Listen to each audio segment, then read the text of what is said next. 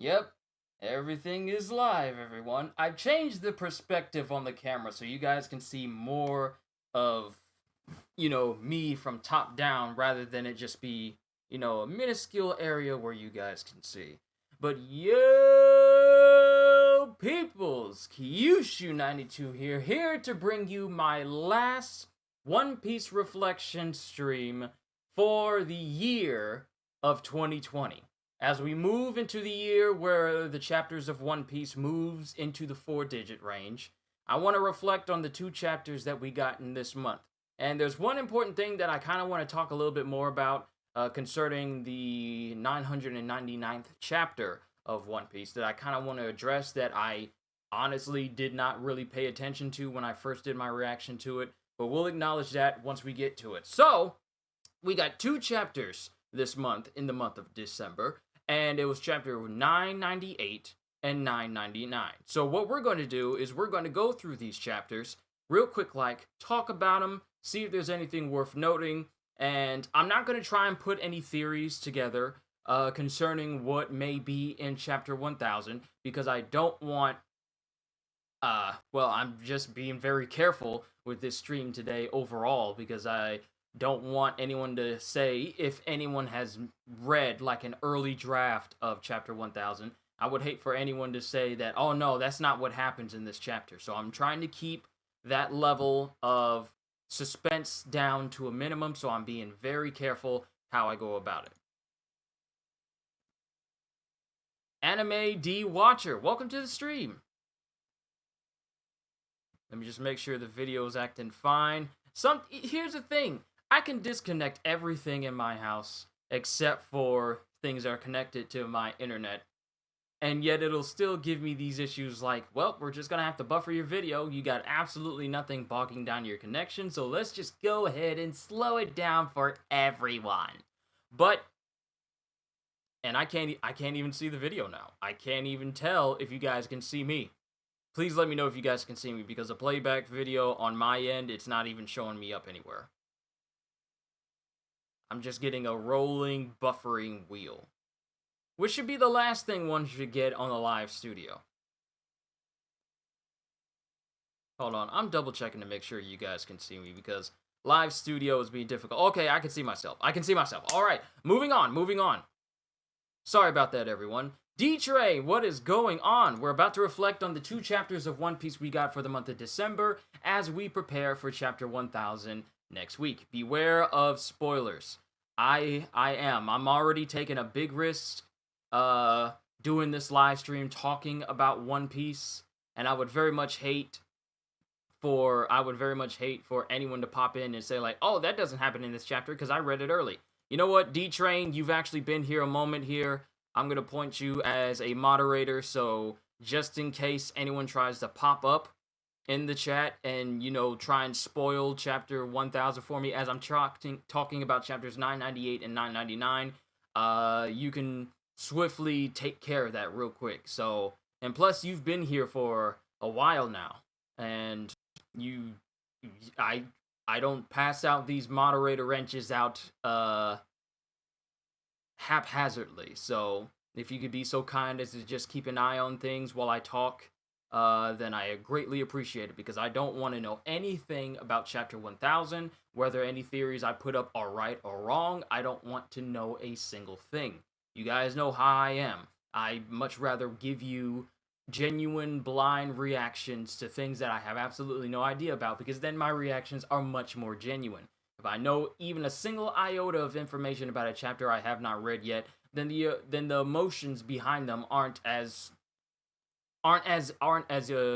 genuine for you guys. You guys know I hate to give you false advertisements. So, going into chapter 998 is the chapter where every single Tobiropo Zoan form has been revealed, including one from Black Maria. That was one that I never thought I'd expect, but it's a Rosamigale Grauvolgeli type spider from an old period of time. But moving into chapter 998, Ancient Types. Going into it, we still have Onigashima floating in the air. Everyone is awestruck that he's doing that. Marco, who's there with Chopper, sets Chopper on fire, but it's not like hot fire. We know that Marco's Phoenix flames are not the burning type that can actually harm you, but they're hot healing flames. They're not hot harmful flames. And he automatically sets Chopper on fire, but in doing so, Chopper's not harmed, and he keeps the Ice Oni infection on Chopper from proceeding. And of course, since Zoro and Brook don't know Marco any, they immediately assume that he's attacking Chopper, and they immediately try to attack him. But he ignores them. He just ignores them, flies up in the air, and is still talking to Chopper. He doesn't even give Zoro and Brook a second thought. And he just says, does it feel hot? And Chopper's all like, strange, I'm burning, but I don't have burns. The fire's at the right temperature to hold back the virus. And then it shows Miyagi and Tristan, the two minks that have helped Chopper out when they were on Zoe. They show up, saying that they're ready to produce more of the antidote. And Chopper says, great, I can actually focus on making the medicine in the tower. And as this is going on, some of the Ice Oni bear down on Miyagi and Tristan. And then it shows another move from Marco, who uses Phoenix Pyre Apple, where he just pretty much covers every area in Phoenix flames. It burns. Actually, it's not hot. And then Omasa is conscious again because the heat makes it so that he's not under the effects of the Ice Oni. People who are under the effects of Ice Oni immediately begin to melt, and it starts to relieve them of the virus itself. Now, mind you, it's not like a complete cure, because otherwise all Marco would need to do is just set the entire area on fire and heal all the people. No, it just makes it so that the virus does not proceed any further. But it also brings people out of their stupor when they were in full effects of the Ice Oni. Queen doesn't like this very much because it's interfering with his plans of, taking out the samurai. And then he's telling all of his guys that steal those antibodies back on the double. The enemy isn't going to bother saving you. Thinking that just saying that, you know what? If I just make them think that they're the enemies, they can get back to killing each other. Even though previously Chopper has said that even if you're a friend or a foe, as a doctor, I'm going to save you. And this thought is still in the minds of, if everyone doesn't mind, I'm asking for your prayers for my family. We lost a wonderful man in our family, my uncle, who I was very close to. D-Train, you have... I'm going to take a moment here before we continue. D-Train, you have my utmost sympathies and condolences for your family. I pray that you and your entire family make it through this. Stay strong. And if he was such a close man to you, then I hope he is definitely in a better place. I really do. So just keep your chin up, and we're here. We are here. If you ever need someone to talk to or anything, then we're here for you, man. So just stay strong. I know 2020 has not been the best of years for anybody, but just keep your head up, all right? Don't let any of this get you down. Don't let it depress you. Just remember not how he passed, but how he lived. That is, and I just hope that helps you out in some way. You're right here for me, man. Right here. So, let me go ahead and continue on with this, but just stay strong. My prayers are with you and your family. But going back to this, Chopper says, thank you, I can use this moment of respite to produce a bunch of antibodies, and he's going to make it in the tower.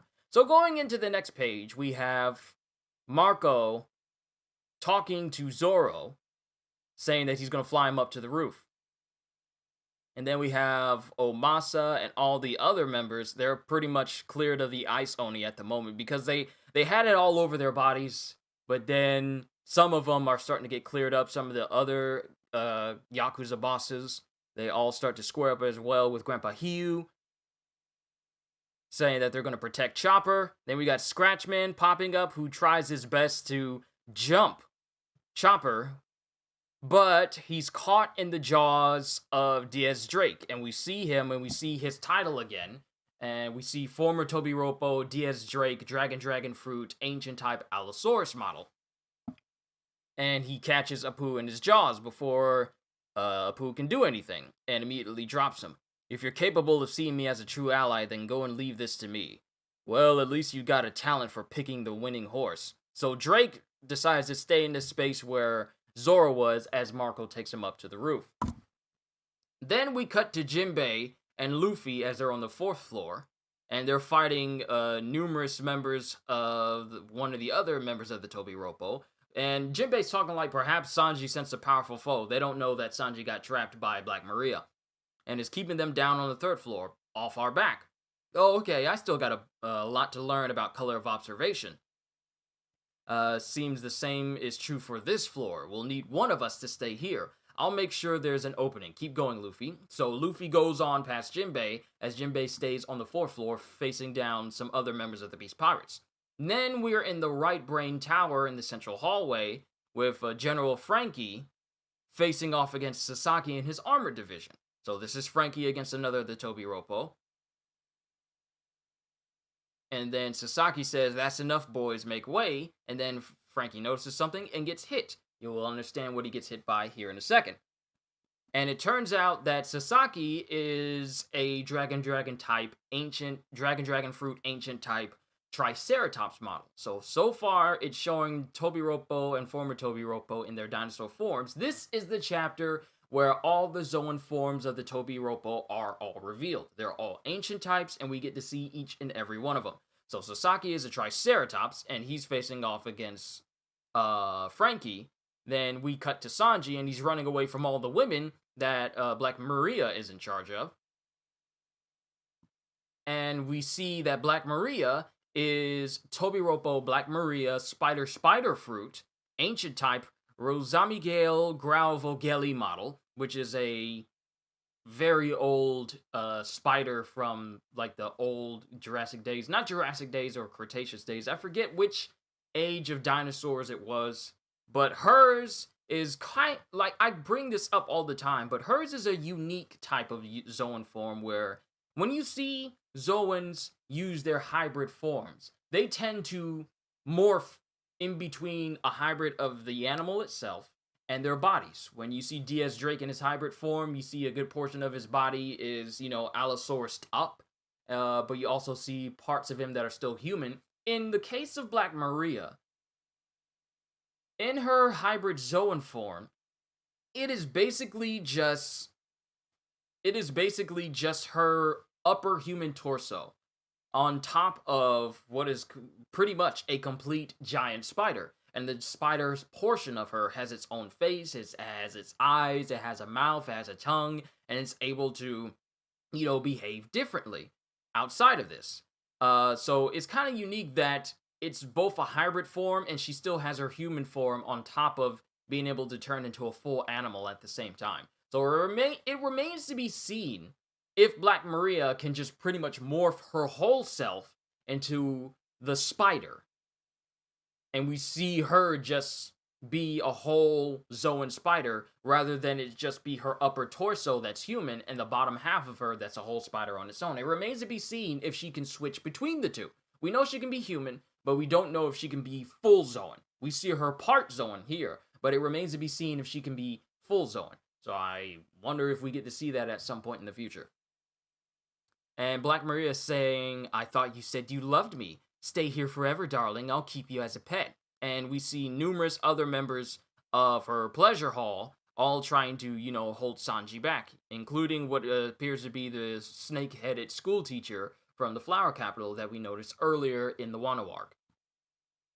And Sanji saying, "I gotta get out of here. But no matter which way I look, women, what is this place, heaven?" Still simping. Even though he's in the face of danger, he's still simping. Like, I know I could possibly die right now. I gotta get out of here. But there's women everywhere! Why? This is heaven. This is dangerous, but this is also heaven. Like, I wouldn't say that he's not aware of the situation. He's very much aware, but his penchant for always going after women is overriding his fight or flight skills right now. At least for the most part, when it comes to his focus, he still can't get over the fact that there's a whole bunch of women around me, and what do I do? I want to get out, but I don't want to. How strong is Luffy? It is hard to say until we see him square up with Kaido. So hopefully the training with Grandpa Hiyu actually pays off. But that remains to be seen. Hopefully we see something in chapter 1000. I can't wait to read that chapter on Sunday. I really can. But in the next page, we have the Big Cat Cafe on the 4th floor, the same floor that Jinbei is on, and we see that Who's Who has a Zoan form as well. It is the form of a ancient type saber-toothed tiger. Cat fruit, of deviation from the dragon fruits that we see in most of the other Tobiropo have. The only exceptions being, Black Maria, obviously. But Who's Who is a full-on saber-toothed tiger, still smoking nonetheless, and every member of his squad that he has is all cat-themed. Should have seen that coming when I saw all of them in cat suits, and I just thought he had like a like for cats. But this just confirms that his whole division is just based around his Zoan form. Like all of the Tobiropo's themes are all based on their ancient type forms. Sasaki's armored division is based around his armored ups Triceratops. Black Maria's spider is based around women, and a lot of women have a penchant for, entrapping and entangling men and, trapping them. So that's for Black Maria. Who's Who has a whole squad full of feline-themed people, including that one beast pirate that has like the cat head and a super hairy body. We talked about him a lot. Favorite chapter of Act 3 so far? I would like to say when I can't remember which chapter it was, but the chapter where the Scabbards started to fight Kaido and they did the same move on Kaido that Odin did, the Totsuka Paradise. That was a very hype chapter right there. No. The chapter where they burst in and they actually stab into Kaido. And then they make him fall to the ground through the floor. That moment there where they finally get to try and harm Kaido, that was a massively hyped chapter. I love that one. But Jinbei is here going up against Who's Who, and they address Jinbei as former warlord of the sea, and Jinbei's all like, I would prefer my more prestigious title. He considers him being the helmsman of the Straw Hat Pirates more prestigious than being a warlord of the sea. So it shows you just how much he values Luffy and the Straw Hat crew and respects him, to the point where a position that a lot of pirates would kill for, he considers being part of the Straw Hats more prestigious than that of a warlord. So it just shows you that Jinbei is here to stay. So going on from here, Who's Who is saying, oh, pardon me, I only thought of that because I saw you once when you were a warlord, but that doesn't matter. So it means that Who's Who knew of Jinbei before this whole ordeal happened, either through the news, or if they've encountered each other before, or if he saw him out in public. Maybe if I saw your face, I'll recognize you. Too bad you'll never see it. And this is Jinbei talking to Who's Who. So we go into the next page, and it shows Ulti finally in her Brachycephalosaurus form, along with page 1, because they're still searching for Nami, Usopp, and Tama, because Kumachiyo pretty much grabbed Ulti and threw her away, but there he come bursting through a wall outside of the Onigashima Dome, so this is outside. And Ulti and page 1 are looking for Nami and Usopp right now. Ah, 2 dinosaurs. They're enemies. Tobiropo. Tobiropo, page 1, Dragon Fruit, Ancient Type Spinosaurus model. Then we have Ulti, Tobiropo, Dragon Fruit, Ancient Type Pachycephalosaurus. So, page 1 is saying, where did they go? And it shows, I didn't notice this during my reaction, but it shows that they pretty much severely messed up Hihimaru. And he's laying down, barely can get out an ook. And he's bloodied and beaten. And Ulti says, I'll split that woman's skull in 2. And then we cut to the storeroom inside of the dome uh Yamato is there with Shinobu. She's tending to her wounds, and Momonosuke is all, "What is this thing?" And it's a giant statue.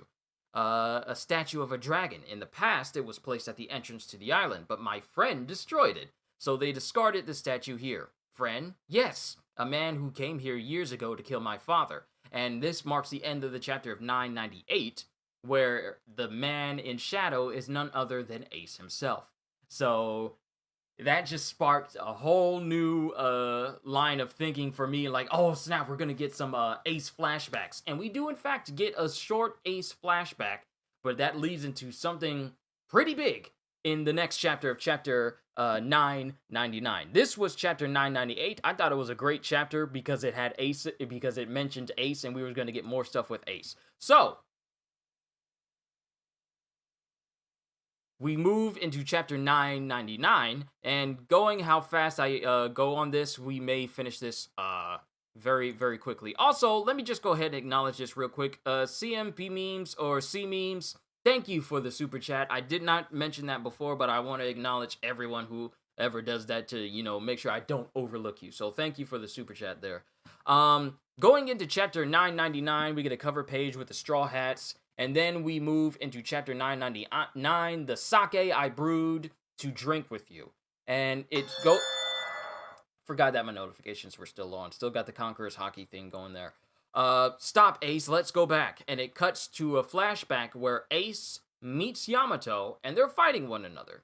Who are you? Name yourself. You go first. And they're both fighting one another. Now, let's just note here that Yamato has absolutely no problem facing off against Ace with his flare fruit, no problem. Just tanking it.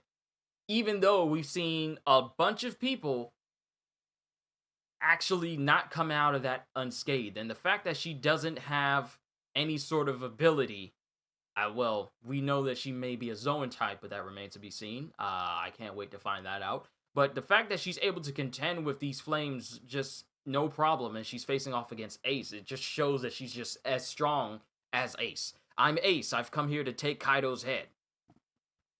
And it shows that they've been fighting for a while because there's numerous beast pirates beaten. There's numerous members of Ace's crew beaten as they're fighting one another inside of, I want to say, inside of the performance hall.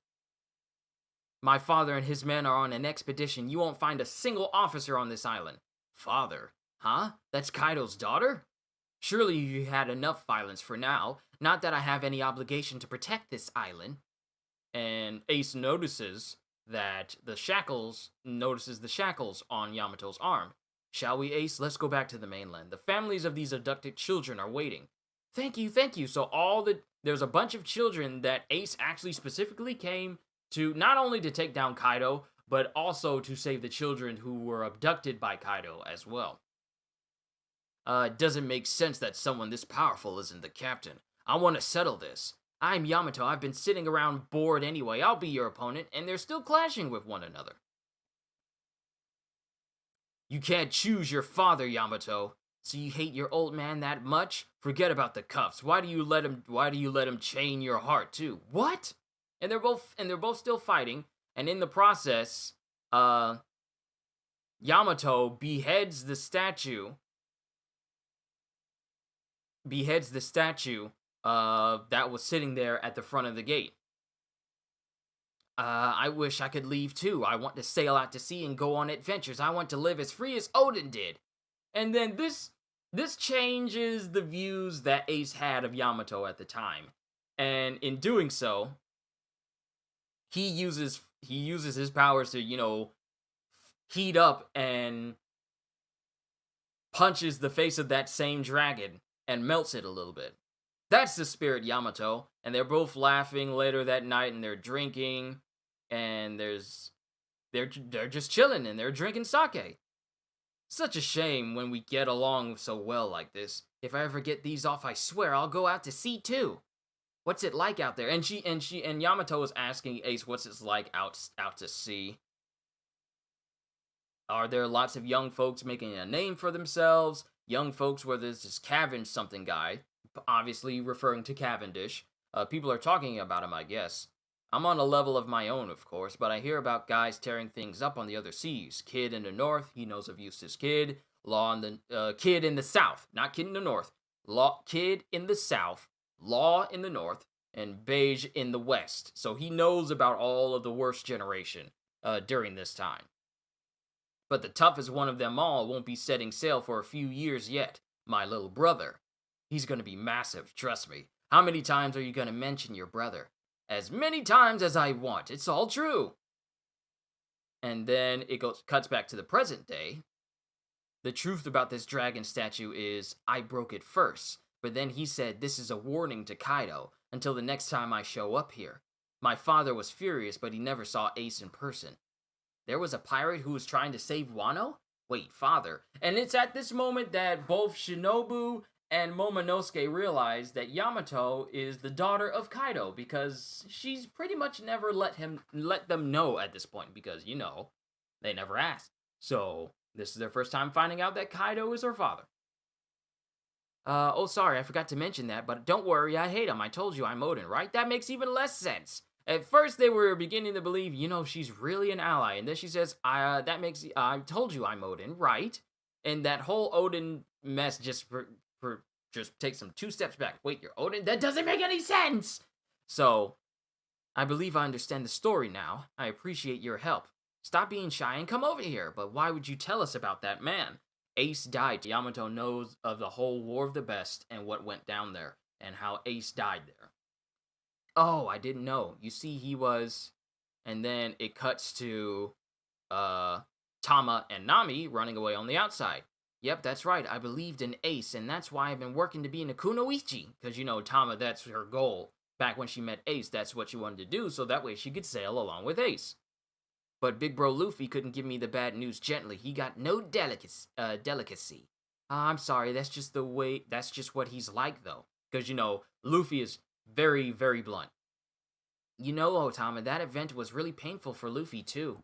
And it's at this moment that Tama finds out that, you know, Luffy was Ace's brother. But in the performance hall, it shows Marco still there. And Queen is telling all of the Beast Pirates, don't let him get away with this! But he saved our lives. You want Master Queen to kill us? Some of the Beast Pirates are kind of being apprehensive about the fact that Marco went out of his way to keep them from falling under the Ice Oni completely. And they're having a little bit of second thoughts, but then one of them's all like, you want him to kill us? Well, I guess we gotta. And it shows the Beast Pirates going after Marco. Look, I'm not going right after Kaido at this point. And then Marco is talking to both Nico Robin and Brook, saying, Nico Robin, Bone Man, run into this castle. And then Brook and Robin just run there. I've got him! Marco the Phoenix is mine! And then as they try to grab onto him, the thing is that I just noticed, that I never noticed before, is that one of them, I never noticed this with Marco, but one of them tried to stab Marco through the head. I'm just now noticing this. One of them tried to grab his face and stab him through the head, but given the uniqueness of his Phoenix Fruit, the attack just passes through him completely. And he's ignoring them. Like, the uniqueness of the Phoenix Fruit, the fact that it has all the properties of every Devil Fruit type, not only that, but the Logia aspect of the Phoenix Fruit, and he can just shrug stuff off and even completely ignore things. I never noticed that when he was asking Zoro if he's ready to go up to the roof, I never noticed that someone was trying to stab him in the head, stab him in the face at the exact same moment. I never noticed that. And he just completely ignores the attack, grabs Zoro, turns into a phoenix, and blasts off, knocking away all of the Beast Pirates that were, you know, trying to attack him at the same time. And Queen is mad and upset that, you know, Marco is carrying him up to the roof, and Marco is thinking back to flashbacks. Please, Pops, no, you idiot. And then it's a flashback of the Whitebeard Pirates back when Ace still wanted to go back to Wano in order to keep the promise that he made to Yamato back then. Of course, everyone is telling him it's a bad idea, including the moment when they're saying that we've learned, let me see, you know who used to be the second division commander. Let me go through this in order so we can understand what I'm about to say. You know who used to be the second division commander before you and why the position was so unfilled for so long. And some of y'all brought this up about, well, why didn't they go back to avenge Odin? But it's right here that Izo lets us know that we only learned about Lord Odin's death several years after it happened. So it would be kind of redundant for them to take revenge on Kaido and hold a grudge against him after all these years rather than, them learning of it when it happened and then trying to take revenge on him right then and there. We only learned of Lord Odin's death several years after it happened. We considered moving on Wano many times, but never did it in the end. Could you imagine what would happen and how many would lose their lives? Because this is Kaido we're talking about. The Whitebeard pirates and the Beast pirates would have lost significant people on either side if they were to have a full-on revenge fight. People would die. Undoubtedly. Plenty of people on Whitebeard's side, plenty of people on Kaido's side. And they just felt it wasn't worth going through all the trouble in order to avenge Odin because so much time has passed. And the Whitebeards have never been one to, hold out grudges for years on end. They're not that type of crew. And Whitebeard isn't that type of captain that would sanction such an endeavor because, he values his pirate family more than anything. And going up against Kaido would make it so that a lot of his family would be killed. And everything he set out to do as a pirate would be upended. Because the last thing he would want to do is lose members of his family to such a pointless endeavor. And of course, Ace, being the Roger Gold D that he is, says then, let me go on my own, I made a promise. And of course, Whitebeard gets mad at him and tells him, you think you can vanquish the man that Kozuki Odin could not? Don't be conceited, Ace. And later on that day, we see Ace with multiple knots on his head because he got punished by Whitebeard. And Blackbeard is there laughing. And Odin was plenty tough. I get wanting to take out a big shot, though, Commander Ace. And of course, everyone is telling Teach to shut up. Ace isn't doing this to hunt down big shots. And Ace is upset because I can't keep his promise. He said, I can't keep my promise if I don't get stronger. That's just how heavy a promise you're putting on your shoulders. If Pops ever gives you the go-ahead, send me an invitation. Yeah, I'd be interested too. So it shows that Marco and Izo would have been more than happy to go with Ace if Whitebeard gave them the okay. In that case, I bet we could win already. What's your basis for suggesting that? Even though both Izo and Marco are crazy strong, they're like, okay, what evidence do you have based off of that makes you think that we're automatically going to win just because we tag along with you? And then it cuts back to the present day where it shows Marco with tears in his eyes, just reminiscing. And before Marco can fly up to the roof with Ace, both King and Queen assume their Zoan forms and block their path. Queen assumes his full Dragon Fruit Ancient Type Brachiosaurus model, and King assumes his Dragon Fruit Ancient Type Pteranodon model, saying, don't assume you can just fly past us. All of those samurai are surely dead by now. And Queen is not far off once we get to the later half of this chapter. And once Kozuki Odin's son is dead, this battle is over. If you really think that, you're in for a rude awakening. You're pitting yourselves against the new generation now. And Queen opens up his mouth, and there's guns in his mouth. And tries to shoot Marco. Of course, with the unique properties of Marco, those bullets just go straight through him and don't even impede his movement. Of course, we cut off with Marco right there and get back to Tama and Nami, where Tama finds out that Ace is Luffy's brother. And saying like, wow, I really touched a sore spot with him. And then it cuts back to Momonosuke, surprised at the fact that Ace was Roger's son. And Luffy's brother, is this true? You're the ones who brought Luffy here to Wano, aren't you? Yes, indeed. Out of all the pirates, as numerous as stars in the sky, you happened to meet him and brought him to this country. I can only consider that an act of fate. Another instance where fate is brought up as a big focus point for a lot of decisions and a lot of things that happen in One Piece. Fate and luck are among the biggest things that a lot of characters seem to either rely on or seem to equate actions and decisions to. The Blackbeard pirates see anything that happens to them as an act of fate.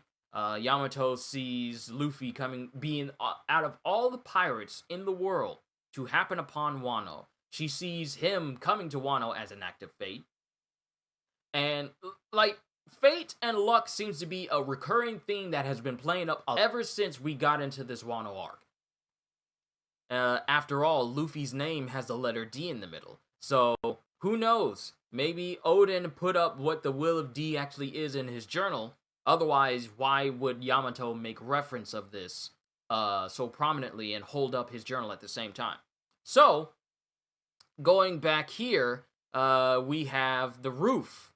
We have the roof of Onigashima, where Kaido is, and we have both Zeus and Prometheus being recharged. Now, the thing is, I did not put two and two together when this happened, but Kaido provides the flames for Prometheus to regain his strength, and also provides the lightning for Zeus to regain his strength. I never noticed this before, because I didn't put two and two together, and I didn't read in between the lines of what Prometheus and Zeus were saying. Yummy, yummy flames. And then Zeus says, my stomach is full and crackling too, I'm all recharged. So Kaido pretty much helped recharge both Zeus and Prometheus using, his abilities. And Big Mom is up there with him saying, so Straw Hat's not here. And Kaido, the thing that set me off and just awestruck me about Kaido was the fact that you don't see any of the scabbards around. They're nowhere to be seen. And Kaido, like he usually does, is just sitting there chilling and drinking. Where he got the gourd from, I don't know. Either he went downstairs to get himself a spare gourd to drink, or he had it with him, or it was just on the roof. Who knows? Kaido might be the individual who just has countless sake gourds just all around, just in case if he runs out of one and smashes that one, as he's been known to do, he just picks one up from wherever he is and just starts drinking that one. He could have, I don't know how many things of sake just all around his entire base, all around the entire island, just ready for him to pick up at a single moment's notice, just in case he runs out. But Kaido is just sitting here, by himself. The scabbards are nowhere to be seen in this panel as Big Mom is talking to him. What happened to the scabbards? I don't know. Hopefully we find out in Chapter 11. Chapter 1000, not Chapter 11. Chapter 1000. But I can't wait to read this chapter on this upcoming Sunday! Woo! But, Big Mom says, hey Kaido, kill as many of them as you want, but leave Nico Robin alive. And then what? Can't that three eyes of yours read the ancient writing? You mean Pudding? Who knows? I can't wait around for her true eye to awaken. Where are you gonna put this island down? There's a capital in the flowers. There's a castle in the flower capital that stands for the symbol of Kozuki. Aren't they having a festival now? That's a lot of deaths. Just confirming one of my theories that Kaido intends to just straight up drop the entire island of Onigashima down on the flower capital. Hundreds upon thousands are going to die. Pretty much what Ultron wanted to do at Age of Ultron with Sokovia and just drop it down, but he kind of wanted to make it an extinction level event for everyone around the world when he wanted to drop it, rather than, him taking out a specific spot.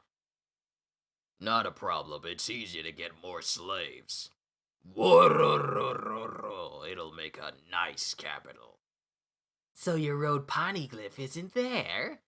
It's too early to be showing your hand, no? Hey, don't insult me. It's not like that. I still think of you like a little brother. On the day rocks fell, and here's the point that tripped me up massively.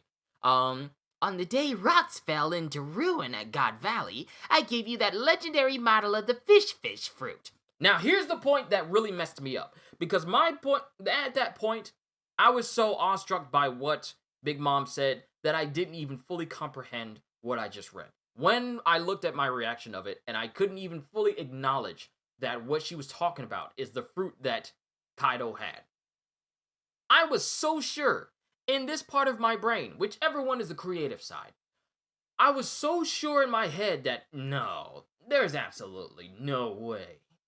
There's absolutely no way that Kaido is a fish. There's no way. He's a dragon. How does that even come up? And then JD Rich, and not just him, other people brought it up as well. I believe Static brought it up as well, and someone else brought it up as well, that his whole devil fruit is in fact the fish fruit. But it's a legendary fish fruit that allows him to turn into a dragon. He's essentially Magikarp evolved into Gyarados, but with maxed out stats and numerous powers. Let's call Kaido the Gyarados of One Piece with the abilities of legendary Pokemon. That's essentially what Kaido is. And to further stipulate in this, just to further confirm what, everyone else talked about, let me go to the fish fruit right here because it gives you numerous things about the trivia about it.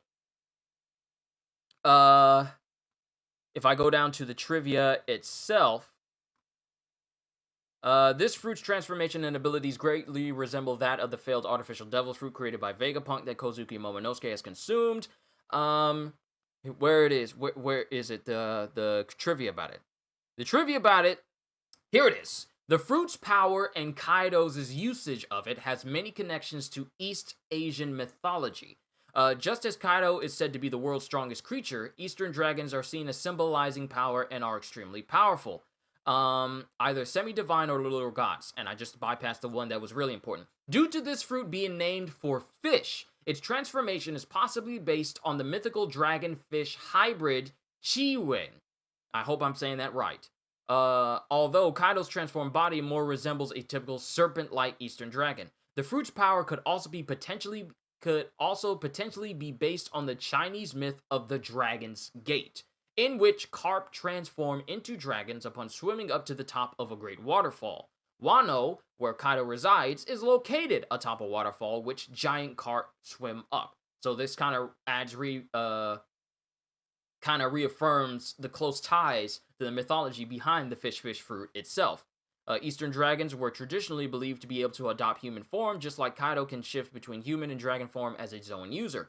Kaido's dragon form is blue. In Chinese culture, the Azure Dragon, also Blue Dragon, Green Dragon, or Blue-Green Dragon, is a dragon god who, as one of the four symbols of the Chinese constellations, represents the east and spring season. In Japanese, the dragon is called Seiryu. Corresponding to this may be the fact that Kaido lives on Onigashima, which is to the east of the Wano mainland. The dragon form's colors, as well as those of the clouds Kaido creates, may be inspired by Utagawa Kuniyoshi's paintings. Eastern dragons are commonly depicted with hair, including a wild mane, long tendril-like whiskers appended to each side of their snout, and bearded hair. This matches Kaido's wild mane, long and thin Fu Manchu mustache, and beard that he retains in his dragon form.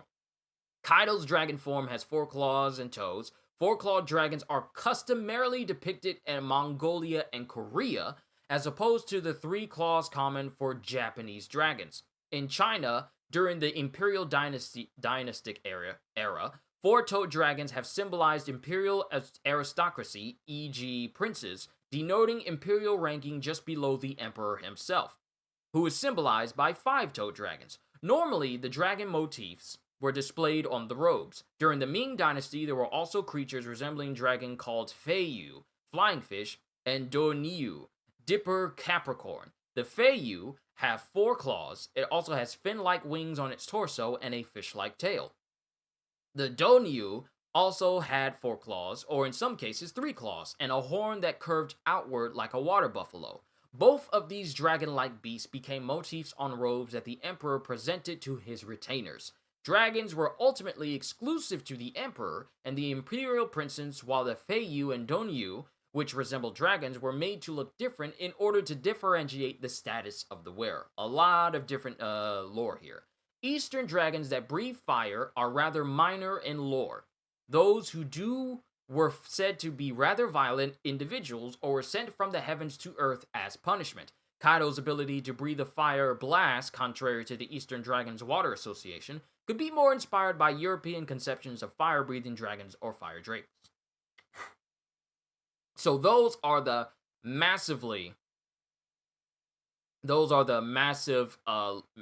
bits of lore behind the fish fruit itself. Though this fruit is classified as mythical Zoan, dragons have notably been a real natural existence in the One Piece world. Ain't that something? Dragons actually exist in One Piece. Yet, it's specifically Kaidos' mythological Zoan form that is classed as mythological. Because dragons in One Piece are not myths themselves. They're rare, but they're not myths. Yet Kaido's is considered mythical, to the point where even among dragons, his form is beyond comprehension and that of stories and folklore. So the fact that dragons exist in One Piece, but they're not classified as mythical creatures, just speaks to how far of a level Kaidos' dragon is compared to actual dragons.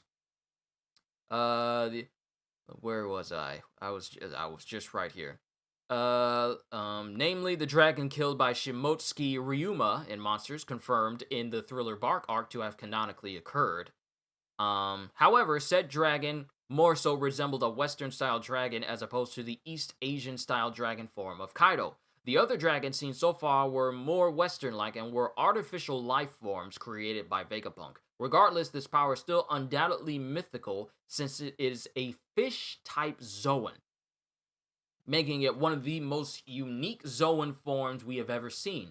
The fact that this is a Zoan form based on a creature that can exist in water, not saying that Kaido can exist in water, but based the fact that a Zoan devil fruit exists, that can exist in an area where devil fruit users are completely useless, is crazy.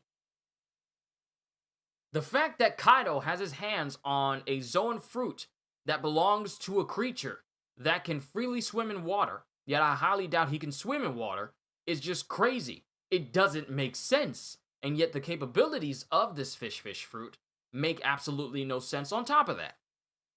The Uo is, and it's called the Uo no Mi. Uo.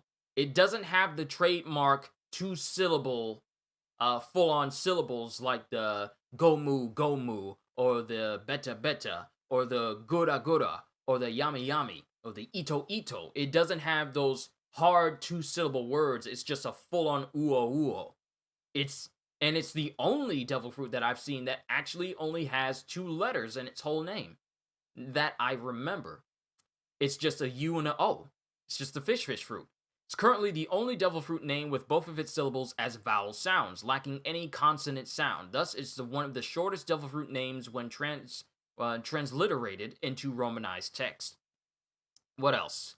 It's currently the only known Zoan fruit named after an aquatic species, just brought this up, although any potential underwater abilities he may grant are cancelled out due to being deactivated by water. So, even though it's named after a creature that can exist in water, devil fruits still have that same weakness, so it's not like he can just automatically swim. Ironically, despite being a series of Zoans, the Ryu no Mi being named after dragons, and this being the only devil fruit seen so far that actually enables transformation into a dragon, with the fruit seen so far in the Ryu series granting dinosaur transformations, this fruit is not named after dragons, but after fish. And the thing is, it's crazy. It's crazy just the fact that this fruit exists, and it's a legendary. We've never even seen devil fruits referred to as legendary.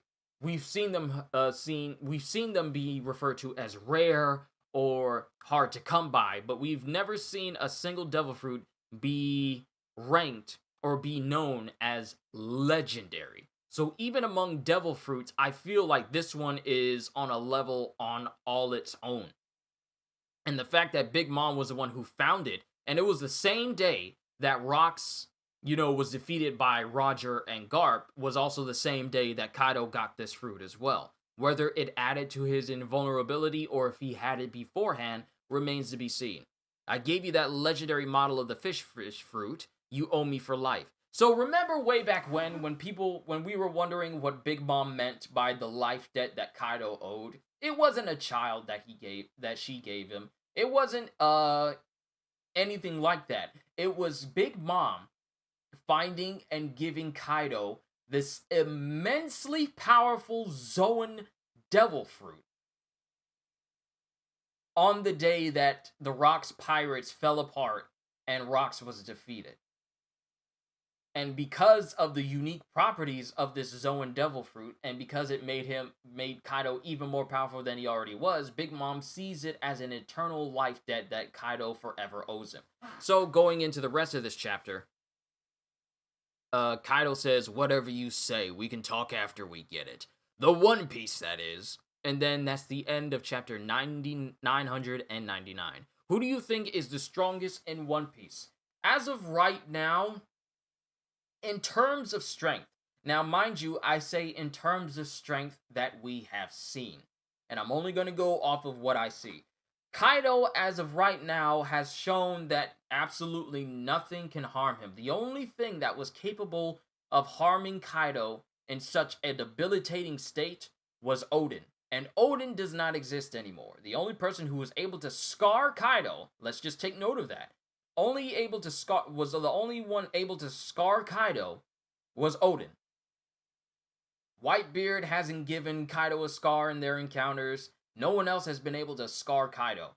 And every person that Kaido has gone up against has either died or it's reached a stalemate. The only person we've officially seen Kaido go up against was Big Mom, in terms of strength matching his own, and they only clashed, and they both walked away from it unscathed.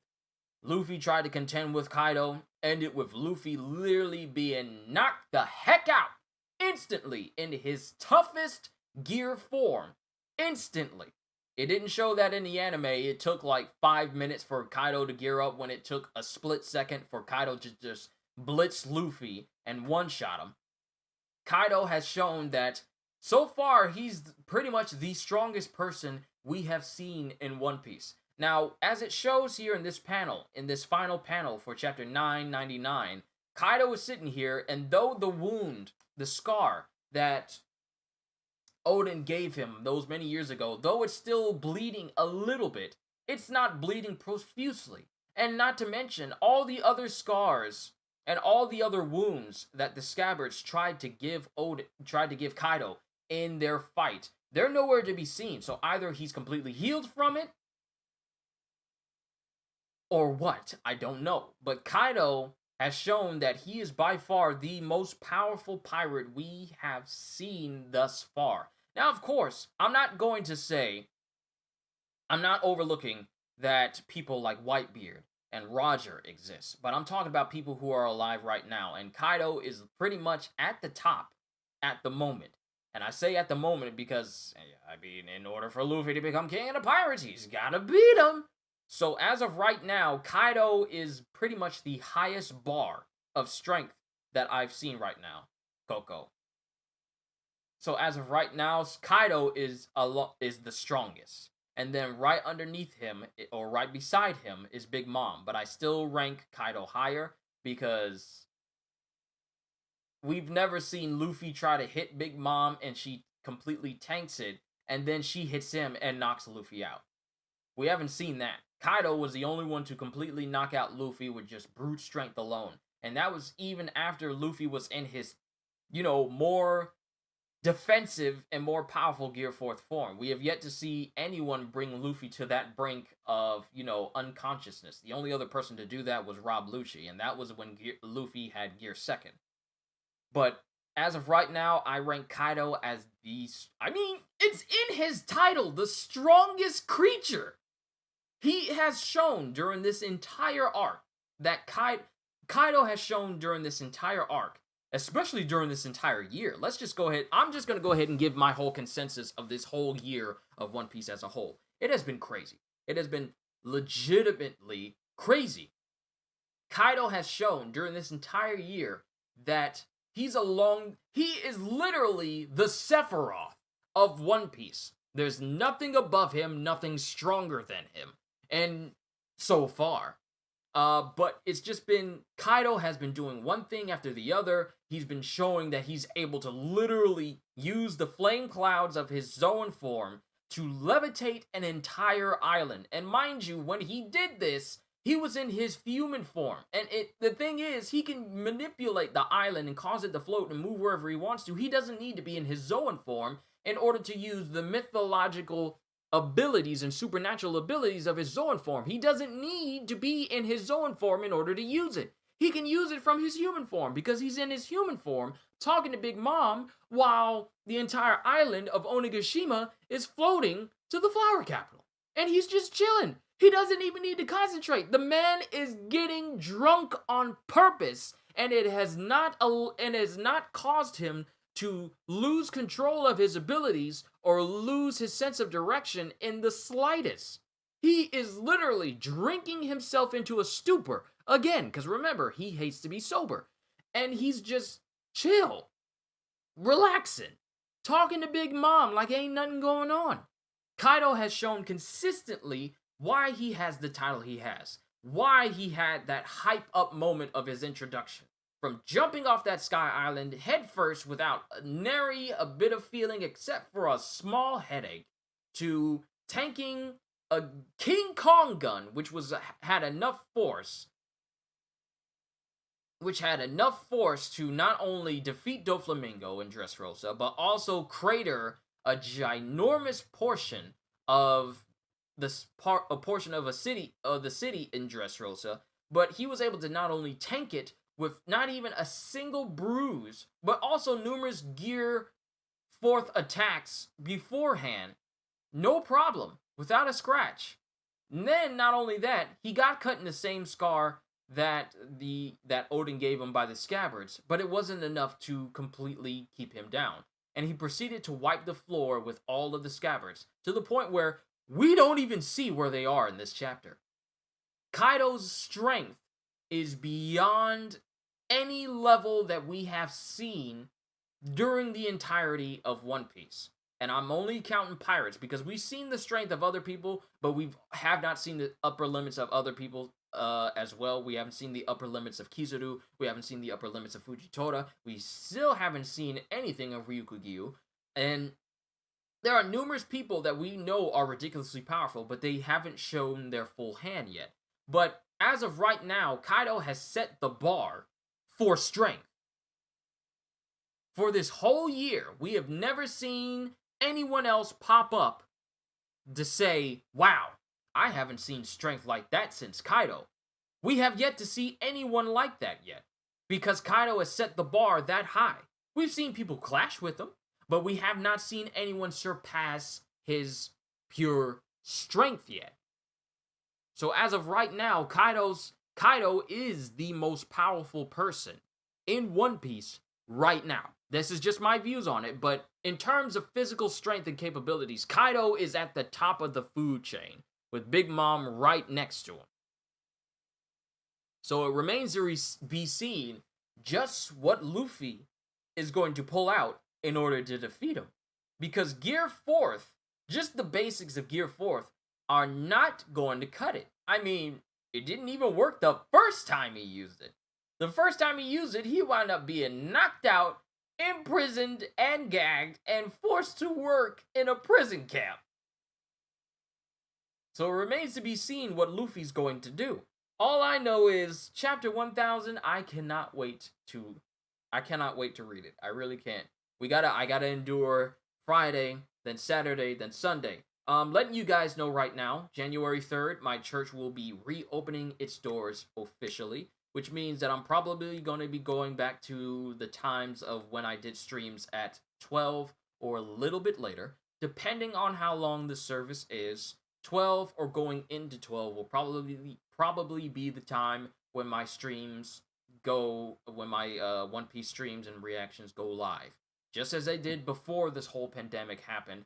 The times of me being able to do it really early in the morning at 11, those are pretty much going to be gone this upcoming Sunday. So I'm just letting you guys know, just in case you're waiting for my reaction at 11. I'm letting you guys know that I mean, churches, my church is opening its doors back, and we're gonna be having service again. I'm really excited because I miss.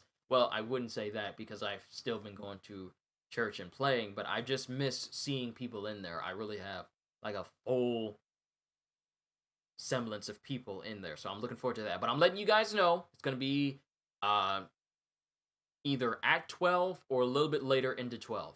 I'm not going to try and make a stream for chapter 1000 ahead of time because I have no idea of how late I'm going to be. And I would hate to have you guys waiting in a stream that may not start on time. So I don't want to do that to you. But getting back to One Piece, and then I'm going to draw it to a close here. One Piece has been amazing this whole year. Now, mind you, this whole year has really thrown us for some loops. We had moments where Oda got really sick, and many of us were worried about One Piece and if we were going to hit 1,000 or not. Oda took another break, so 1,000 is coming into the new year. But this year has been something else.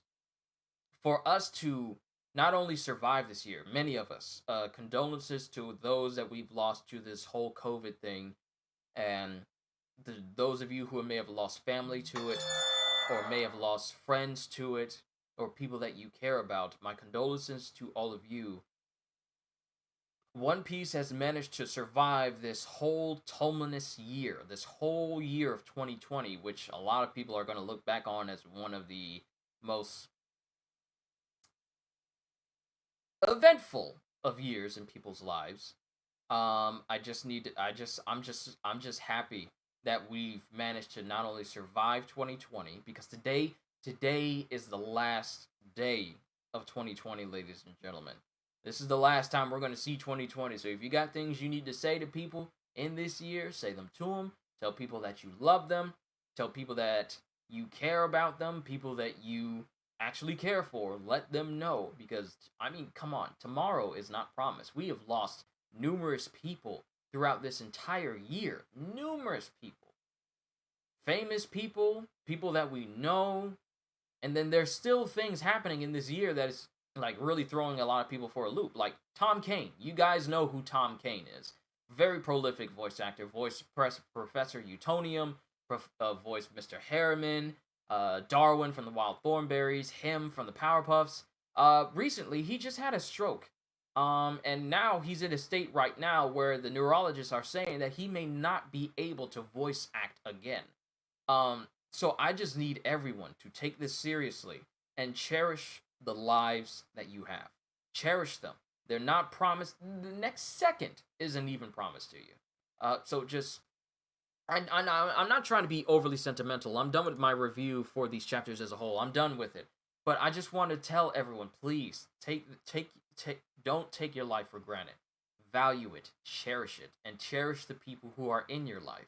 Because you never know when the last time I say later peoples will be the last time you hear me say that to you. Or the last time you say goodbye to someone will be the last time you say it to them. Value your life, please. Because this year has taught me to value it even more than before. This year has been crazy. It really has. For One Piece as a whole, sorry if I got up on a really big soapbox about that earlier. I apologize for that, but I just need to get this out to all of you before this year's out. If I don't say anything sentimental or anything meaningful to you guys before this day is over, just know your value. Value your life. Be safe out there. And cherish those who are with you, please. Because you never know when your last moments may be your last moments. So please, please be safe out there. If I were to give this whole year of One Piece a single numbered review, I would give it like a solid 98 out of 100. If I were to base my scores on it. Because there were chapters I was wondering, because the thing is, not every single chapter of One Piece has been absolute fire. Some chapters I didn't get out of my seat because it was some of them were a bit of a talk no jutsu chapters. So it kind of made me, and some things that I were hoping to see in some chapters didn't actually occur. But overall, this still has been a phenomenal year for One Piece. Don't dismiss my 98 out of 100 as a low score. That's still 2 points shy of a perfect score out of a whole year. And I still think that it's been amazing that One Piece has managed to reach 1,000 chapters going into this new year. To think that all my years of doing these One Piece reactions, that I would be able to live and see One Piece reach from way back when I first started doing reactions on Whole Cake Island, with my first chapter being 1 and 2. I have to say that I never thought that my channel would get to this point where I could review over 100 chapters of One Piece and reach chapter 1000 in a brand new year. I never thought that my channel would even reach this far. It's because of One Piece and, praying, and specifically God for helping this channel get as far as it has. But people like you guys checking out my channel and looking at all that I've done over this, not just this year, but over the years. This has been a phenomenal year for me and for the channel, and I just want to say thank you. One Piece has been a very big part of my life. Like, I literally went out and got myself an admiral's coat. I don't do that. I don't buy series paraphernalia all that much. I've started to ever since I got One Piece because I got really into it. But I just have to say thank you, everyone, for putting your trust in me to entertain you as much as I have over this years, and especially during this year when people needed a way to get away from what this year has brought many people. I just want to say thank you for trusting me with your time. You didn't have to, but I'm just eternally grateful that you guys gave me the chance to be here for you, to entertain you and put a smile on your face. I'm nothing but humbled that I am able to do what I do and do what I love for you. I love this channel. I love doing what I do on this channel, from my reactions to my gaming streams and pretty much anything else in between. I am eternally grateful for every single one of you for giving me the time of day and seeing me as worth your time. I'm nothing but humbled by the success that this channel has seen and the friends that I've made along the way, the people who come to this channel and subscribe to me. I'm grateful that you think well enough of me for me to be an entertainer for you. I mean, there's hundreds upon thousands of people out there in the world who do what I do, even better than what I do. But I'm just grateful that with the way I do things on this channel, from my voices to the way I react to the way I interact with all of you, I'm eternally grateful for each and every single person who comes to my stream, who comes to my videos, all the feedback, both good and bad. I don't dismiss dislikes on my videos. I mean, you still watch the video regardless. So whether it's negative feedback or positive feedback, I welcome it all. And I thank you for making this year a trying year, yes, but a year for me to work even harder to ensure that a smile is on your face whenever you pop up on this channel. That's the whole goal of this channel, is to keep you entertained by any means necessary. So that's all I got for you guys for today. It's been an amazing year despite the circumstances. I'm grateful that I was able to not only endure this year with you, but to give you content that you guys have looked forward to. And I'm just thankful. And I can't wait to continue yet another year of this channel for you guys. And I can only see this channel going up from here. I will continuously do better with my videos. I'll make sure that they get better as time goes on, and that when I go full time with this, that I make sure that I give you the content that you guys want. So thank you. That's all I got for you guys. If I don't say anything else to you guys for this year, Happy New Year. Be safe. Hope you all enjoyed. Can't wait to see you all in my next video. And if you're new to the channel and you enjoyed what you saw here today, then consider subscribing, because I am always, will always, and have always been looking forward to entertaining you. So have a fantastic day, fantastic last day of the year. And once again, as always, later, people.